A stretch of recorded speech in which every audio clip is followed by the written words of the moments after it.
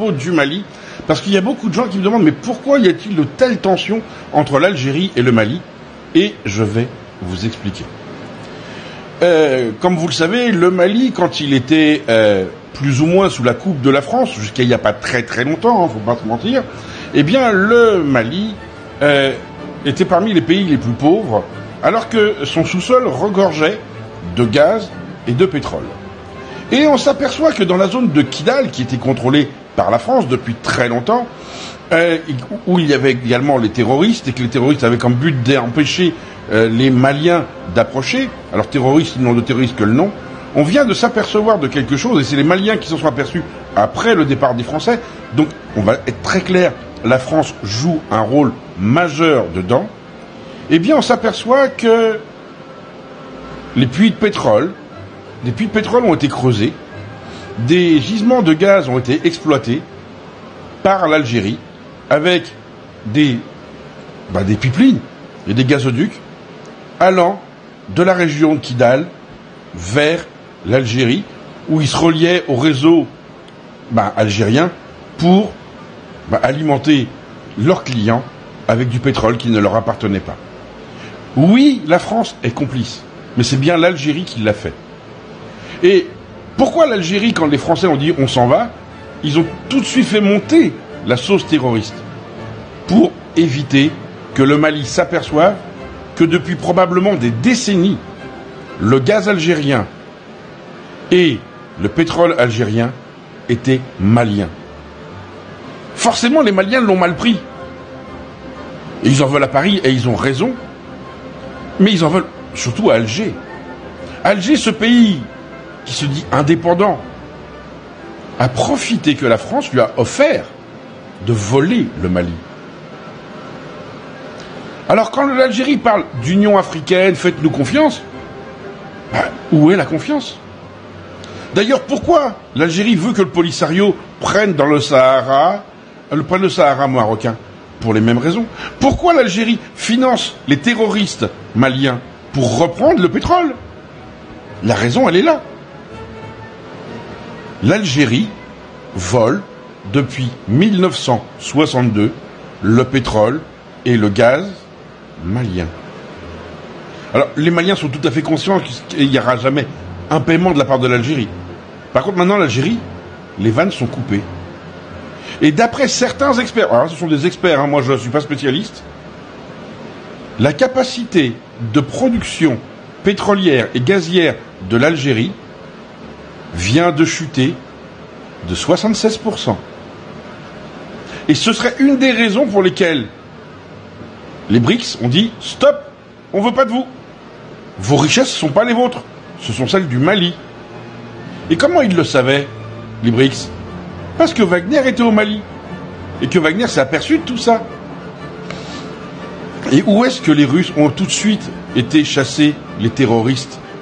Et ils se sont aperçus qu'ils avaient des uniformes algériens autour de Kidal, là où il y a des puits de pétrole et des systèmes d'extraction gazier.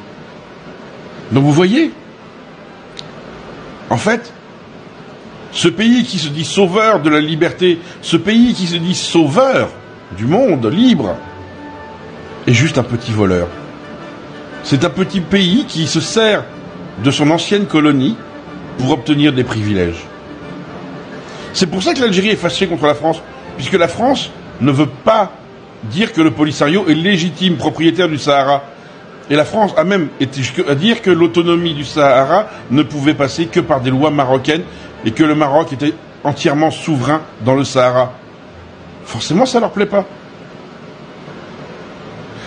N'oublions pas que presque 50% du territoire algérien a été pris à la Mauritanie, au Mali, au Maroc, à la Tunisie et à la Libye.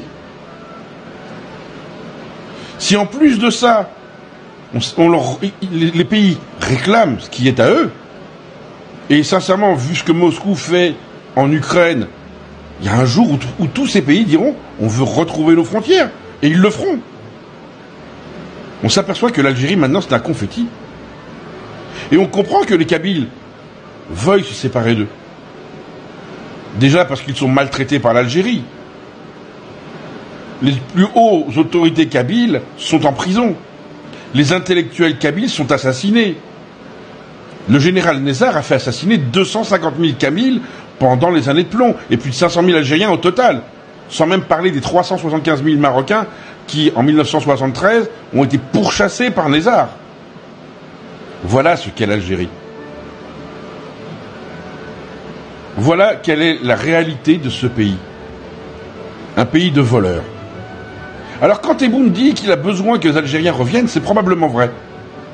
Parce qu'il est conscient que, autour de lui, c'est en train de se resserrer.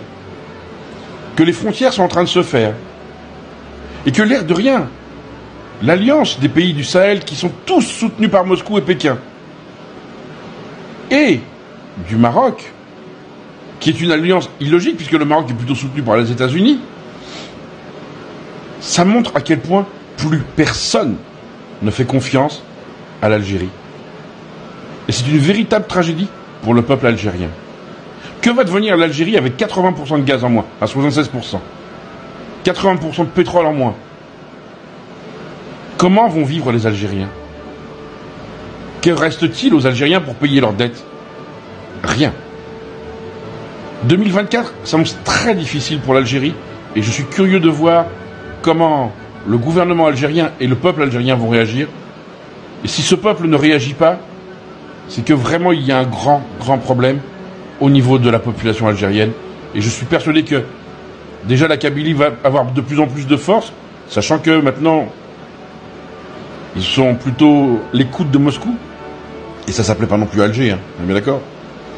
Mais ça va pas être facile pour l'Algérie d'expliquer comment, depuis 1962, ils volent les ressources du Mali.